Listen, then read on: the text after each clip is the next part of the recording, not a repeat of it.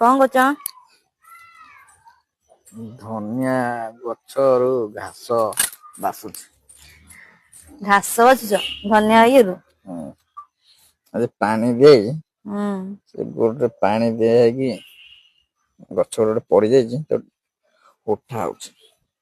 ଏପଟ ଧନିଆ ହେଇଗଲାଣି, ଏପଟ ହେଇଗଲାଣି କିନ୍ତୁ ସେପଟ ଟିକେ ଟିକେ ଉଠୁଛି ଆଉ ଛୋଟ ଛୋଟ ହେଇଛି ଆଉ। ଟାଇମ ଲାଗିବ ଉଠୁଛି ଆଉ। ଏକା ସାଙ୍ଗରେ ସାଙ୍ଗମାନେ ପଇଲା ଏକା ସାଙ୍ଗରେ ପଇଲା ହେଲା କି?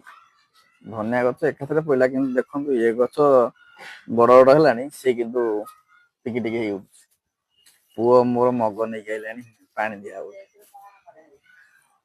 ହେଲା ଆଜି ପାଣି ବୁଡା କରି ପାଣି ଦିଆଯାଇଛି। ଆଉ କଣ ଲଗେଇଛ? ଇଏ ହେଲା ଏଠି ପିଆଜ ଗଛ ଲାଗିଛି, ପିଆଜ ଷଣ୍ଢା ଏଡେ ଏଡେ ହେଲାଣି।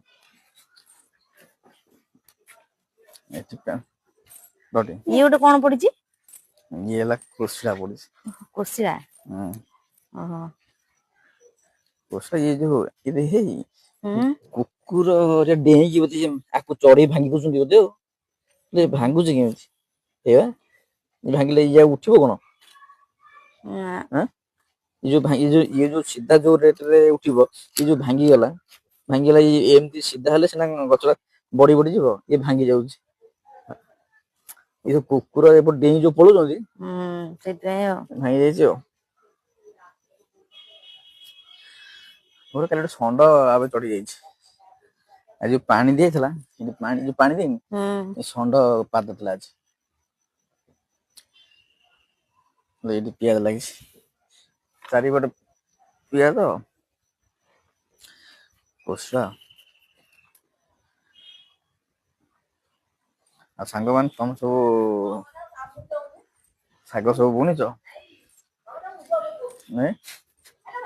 କିନ୍ତୁ ଆମେ ବୁଣିଛୁ ଦେଖ ଏଠି ଧନିଆ ଗଛ ସେପଟେ କୋଶଳା ଶାଗ। ଆଉ ପାଣି ଦିଆ ହଉଛି ପାଇପରୁ ମାରିକି। କଷ୍ଟ କରୁଛ ଆଉ। ହୁଁ। କଣ କରୁଛ? ଉଁ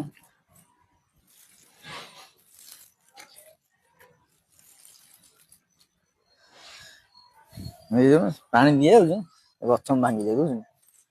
ଏ ଗଛ ଭାଙ୍ଗି ଖାଲି ଜାଗାରେ ଦେଲେ ପାଣି ଟା ସିଆଡକୁ ଯିବ।